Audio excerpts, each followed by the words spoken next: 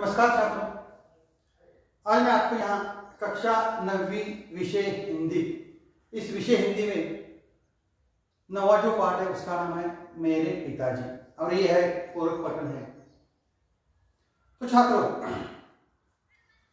इस पूरक पठन पर सोमक अभिव्यक्ति के लिए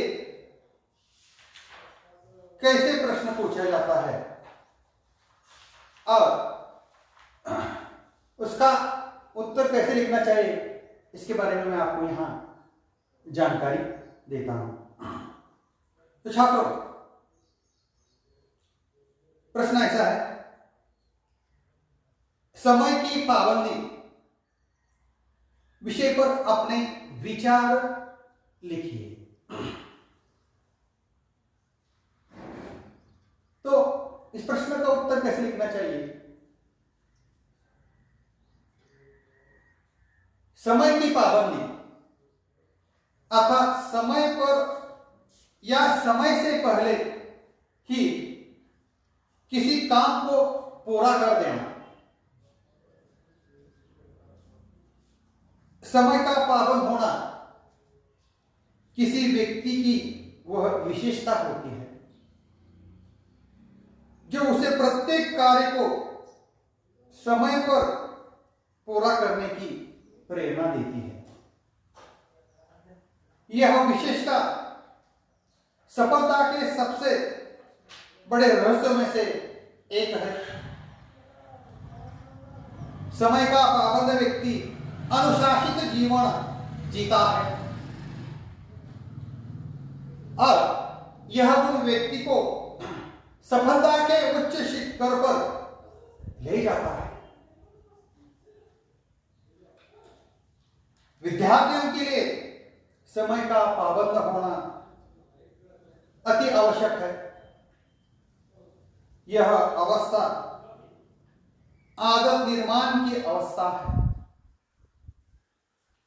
इस समय यदि समय पर काम करने की आदत हो जाएगी तो विद्यार्थियों को भविष्य में अपने लक्ष्य प्राप्त करने में बहुत सहायक होगी।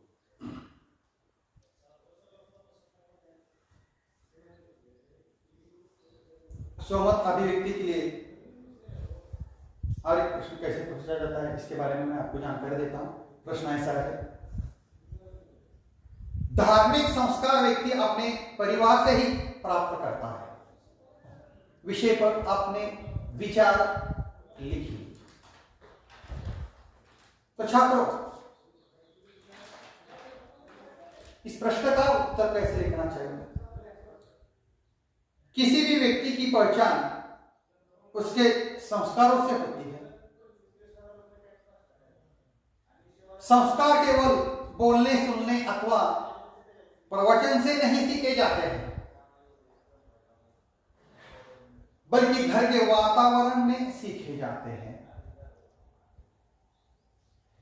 जब बच्चा होश संभालता है और परिवार के सदस्यों के धार्मिक आचरण को देखता है तो स्वयं भी वैसा ही बनने का प्रयास करता है। हमें सोकर उठने की पश्चात व रात को सोने से पहले बच्चों को प्रार्थना करना तथा कृतज्ञता व्यक्त करना सीखना चाहिए कि ईश्वर ने आज का दिन दिखाया।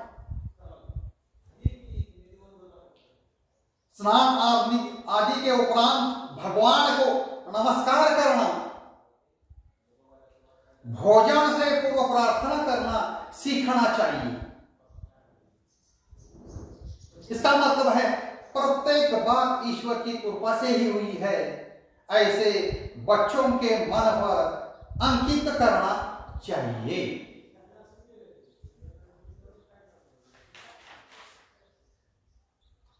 उसके बाद सोमक अभिव्यक्ति के लिए और कुछ प्रश्न पूछे जाते हैं। जैसा प्रश्न है,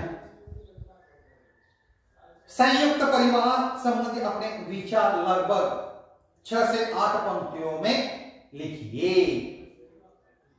तो छात्र, इस प्रश्न का उत्तर कैसे लिखना चाहिए?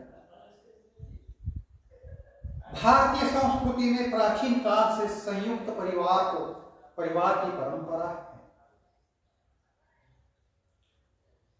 संयुक्त परिवार में माता पिता भाई बहन के अतिरिक्त ताऊ चाचा उनके विवाहित पुत्र भी सम्मिलित होते हैं। इन परिवारों में व्यक्ति से अधिक महत्व परिवार को दिया जाता है। आज के बदलते सामाजिक परिवेश में संयुक्त परिवार की परंपरा टूट रही है। संयुक्त परिवार में जहां बच्चों का लालन पालन और मानसिक विकास अच्छी तरह होता है, वही वृद्ध लोगों का जीवन भी बच्चों के साथ शांतिपूर्वक व्यतीत होता है। आज जब अधिकतर महिलाएं कामकाज होती है, तब संयुक्त परिवार का महत्व और बढ़ जाता है। मां की अनुपस्थिति में बच्चे शिशु गृह में रहने का स्थान पर दादा दादी आदि के साथ ममतापूर्ण वातावरण में रहकर अच्छे संस्कार सीख सकते हैं। और अंत में और एक प्रश्न पूछा जाता है स्वमत व्यक्ति के अपना व्यक्तित्व समृद्ध करने के लिए अलग अलग भाषाओं का ज्ञान उपयुक्त होता है।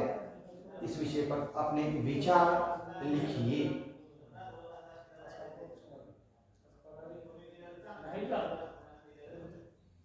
तो कैसे उत्तर लिखना चाहिए? तो छात्र ध्यान दीजिए, किसी भी व्यक्ति के व्यक्तित्व के विकास में भाषा का बड़ा महत्व होता है। भाषा वो माध्यम है जिसके द्वारा मनुष्य की अपने समाज में पहचान बनती है।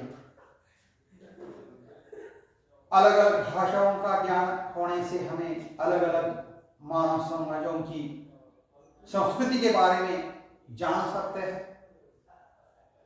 न केवल अपने देश के बारे में, बल्कि पूरे विश्व में कब कहां क्या क्या हुआ इसकी जानकारी भी हम रख सकते हैं।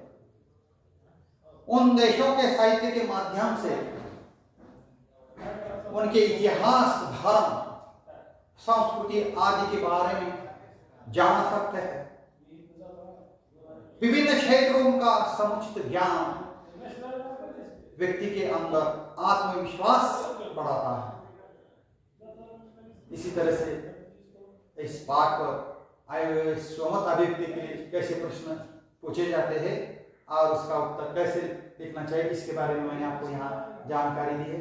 और यह पाठ यहाँ समाप्त हो जाता है। तो छात्र यहाँ मैं ठहरता हूँ। धन्यवाद।